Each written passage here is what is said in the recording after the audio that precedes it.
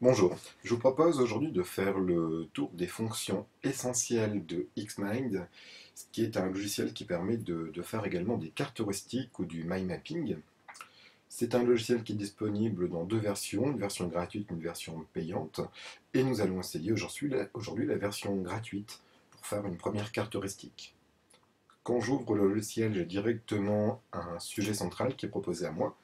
Et donc nous allons, pour l'exemple, faire une liste de courses. Donc les courses du jour. Donc je vais commencer par répertorier donc, les différentes courses que j'ai à faire. Donc je vais prendre deux sujets. Donc je fais un clic droit, insérer sujet. Et donc je dois aller à la boulangerie.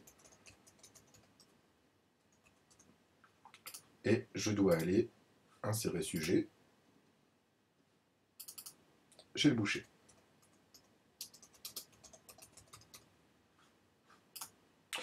Donc au niveau des courses à la boulangerie, donc insérer un sujet secondaire. Donc là-bas je dois acheter une baguette.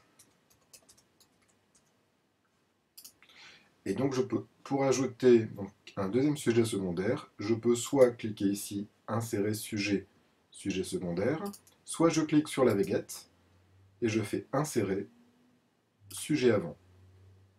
Et je dois acheter également des croissants. Chez le boucher, je vais dire que je dois acheter donc du erreur. Donc si on se trompe, on fait clic droit, supprimer. Voilà. Je reviens ici et donc insérer sujet secondaire. Je dois acheter du jambon. Donc ensuite, on peut se déplacer.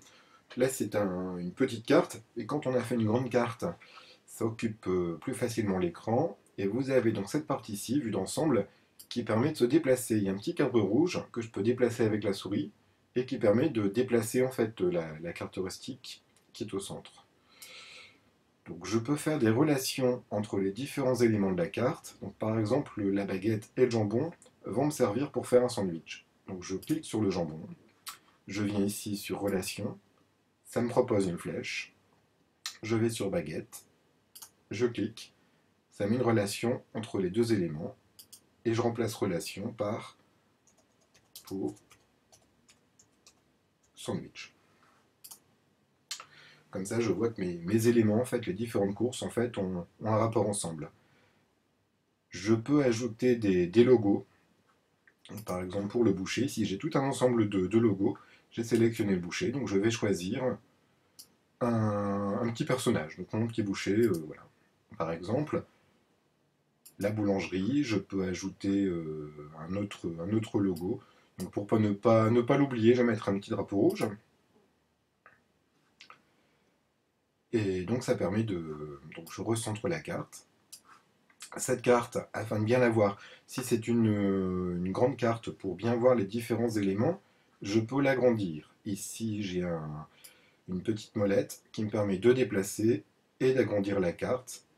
Donc 210% par exemple. Et si je veux repasser à la taille d'origine à 100%, je clique ici et je repasse à 100%. Donc c'est un logiciel qui est très pratique, qui permet de faire de très belles cartes et qui s'utilise simplement et gratuitement.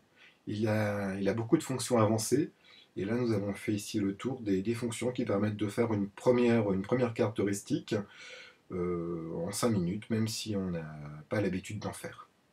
Merci de m'avoir écouté.